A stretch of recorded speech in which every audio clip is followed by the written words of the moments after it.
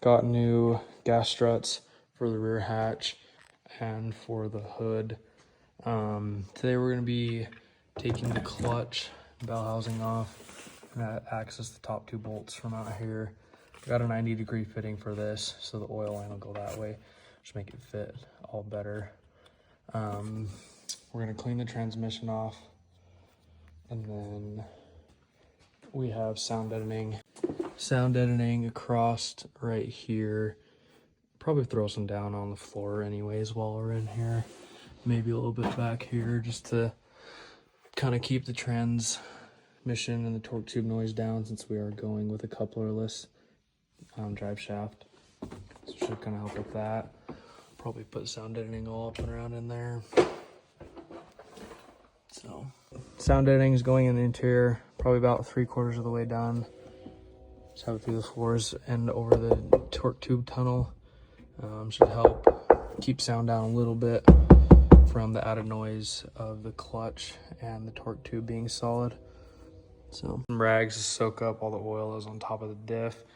Then I'm going to try and find out where that leak's coming from. I assume from this sensor, because it's the only place I can think of that it'd be leaking from the top, unless the diff housing is cracked. That's a whole nother story. Whole thing soaking in engine degreaser. Take a brush to it in just a second. Then I'm going to plug the axle seals, hole, whatever you want to call them, best I can, just so water can't get in it, and I'll spray it off. All right, finished the sound deadening all on the bottom interior, so that should help quite a bit with the noise from the torque tube and whatnot. Power washed all the carpets. They're all just kind of sitting out to dry, and then we cleaned off the transmission and differential.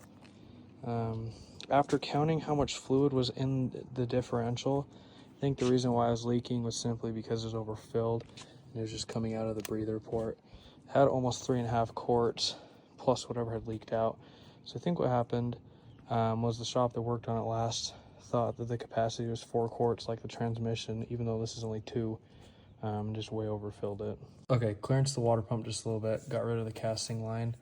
This is supposed to be done for the intake, just to give it a little bit more clearance so it doesn't rub or not sit flat on the heads, because the base of the intake where it mounts the throttle body will rub on this.